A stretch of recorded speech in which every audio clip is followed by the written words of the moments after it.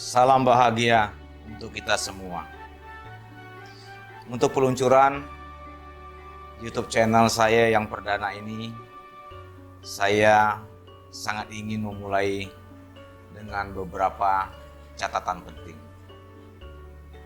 Pertama, YouTube channel ini saya beri nama Kudapan Pagi, yang artinya kisah universal dalam kehidupan sebagai penguat religi. Kedua, YouTube channel ini sepanjang seri ke depan akan bercerita tentang kisah-kisah Dhammapada serta ayat ataupun syair-syair yang mengikuti kisah-kisah tersebut. Hal ini saya lakukan tidak lain adalah memberi kepada penonton yang tidak sempat membaca, tidak punya waktu untuk membaca, tetapi dapat mendengar langsung kisah-kisah dari Dhammapada serta ayat-ayat yang menyertai tersebut. Dalam setiap seri ke depan, saya juga akan menyapa semua penonton dan pencinta kebenaran dengan sebutan Sahabat Kudapan Pagi. Sahabat Kudapan Pagi yang berbahagia, terkisahkanlah saat kehidupan Buddha ada seorang biku bernama Cakupala. Cakupala merupakan seorang biku yang sangat giat berlatih, sangat disiplin, penuh tanggung jawab. Atas kedisiplinannya tersebut, maka Cakupala menuai hasil sebagai seorang arahat atau orang yang mencapai tingkat kesucian tertinggi. Biku Cakupala saat itu berkunjung ke tempat kediaman Buddha. Dan sekembalinya dari mengunjungi Buddha menuju ke kediamannya, di dalam perjalanan Cakupala banyak menginjak serangga yang mengakibatkan serangga-serangga tersebut mati. Hal ini terjadi karena Cakupala dalam keadaan buta. Melihat kondisi tersebut, beberapa biku yang menyaksikan lantas mengadukan hal ini kepada Buddha. Lalu Buddha bercerita bahwa Cakupala tidak sengaja untuk membunuh serangga-serangga itu karena Cakupala buta. Dan Cakupala pun saat itu adalah seorang arahat.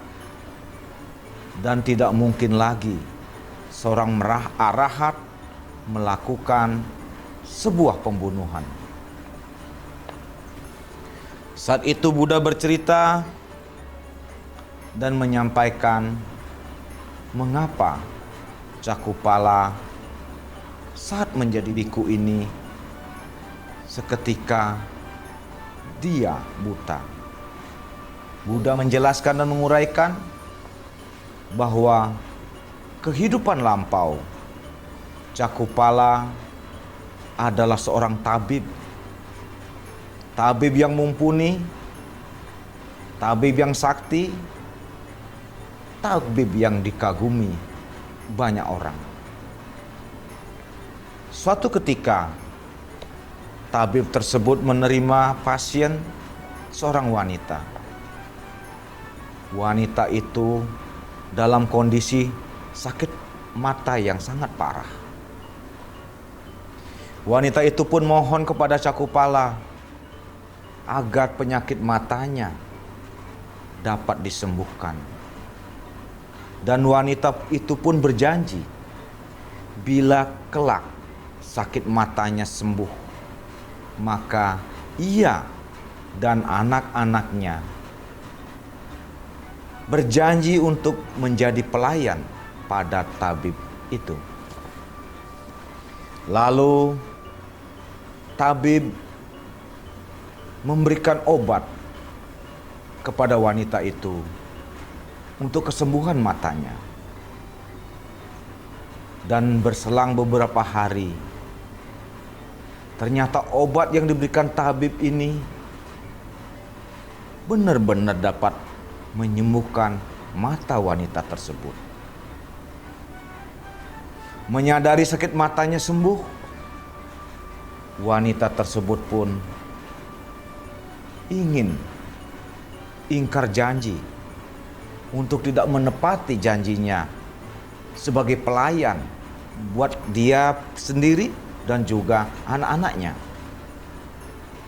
Maka wanita ini kembali menemui tabib tersebut.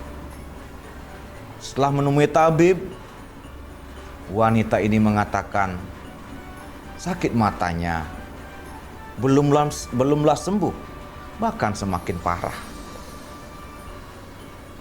Mengetahui bahwa wanita ini berbohong, lalu tabib tersebut meracikkan kembali obat buat si wanita itu agar dapat digunakan untuk kesembuhan matanya lebih sempurna lagi. Dan wanita pun menerima obat tersebut, lalu dioleskan di matanya. Sahabat Kudapan Pagi yang berbahagia, setelah obat itu dioleskan di matanya, yang terjadi bukanlah kesembuhan, akan tetapi mata wanita ini menjadi buta total. Mengapa demikian? Karena obat yang diberikan oleh tabib bukanlah obat yang sebenarnya, tapi memang obat yang diciptakan untuk sengaja mencelakainya. Sahabat Kudapan yang berbahagia, itulah kisah yang terjadi di masa lampau ketika Cakupala sebagai seorang tabib yang luar biasa. Dan Buddha pun menguraikan akibat perbuatannya itulah dalam kehidupan ini. Ketika Cakupala sebagai seorang biku tiba-tiba menderita buta total. Buddha pun menyampaikan kisah ini dengan sebuah syair yang tentu syair ini akan menjadi sebuah inspirasi untuk kita ketahui. Segala perbuatan didahului oleh pikiran, dipimpin oleh pikiran, dan dihasilkan oleh pikiran. Bila seseorang berbicara dan berbuat dengan pikiran jahat, penderitaan pun akan mengikuti, seperti roda pedati mengikuti jejak kaki lembu yang menariknya. Sahabat Kudapan Pagi yang berbahagia, inilah sebuah kisah tentang Cakupala yang tentunya membuat atau memberi sebuah pemahaman bagi kita semua, bagaimana kita bisa tetap memancarkan pikiran-pikiran baik kita, pikiran-pikiran murni kita kepada semua orang, semua makhluk. Dengan pikiran yang baik, dengan pikiran yang murni, bukan saja dapat memberi amunisi untuk kebahagiaan kita, tetapi juga akan memberi kedamaian untuk sahabat dan lingkungan di sekitar kita. Terima kasih telah menyaksikan YouTube channel saya. Semoga kehadiran YouTube channel ini memberi makna untuk kita semua.